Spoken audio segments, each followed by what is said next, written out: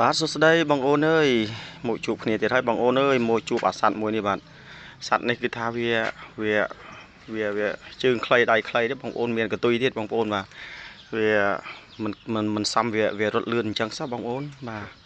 អញ្ចឹងមើលទៅតាមចាប់សត្វបាទចាប់សត្វធ្វើជាចំណីបងប្អូនមិននឹកស្មានថាវាអាច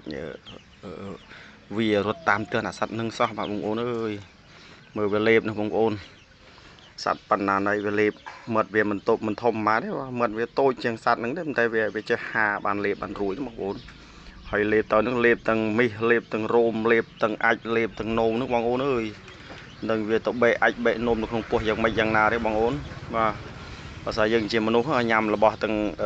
អាចទាំងនោមអញ្ចឹងមិនដឹងជាគួរឲ្យក្រិចគួរឲ្យក្អួតប៉ុណ្ណាទេបងប្អូនអើយម្នាយអាណានេះស៊ីច្រាស់ច្រំនឹងគាត់ថាវាអាក្រក់អាក្រៃបងប្អូនអើយ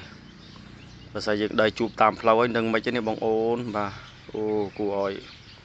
ព្រឺណាស់បងប្អូនអើយមើលនេះវាស៊ីត្រីក៏វាស៊ីសត្វជើង4ជើង3ក៏វាស៊ីដែរបងប្អូនបាទ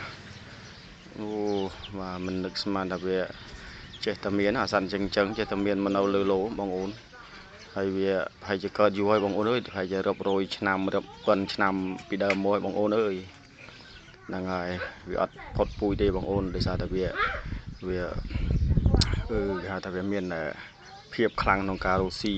ចិញ្ចឹមជីវិតខ្លួនវាបងប្អូនអរគុណ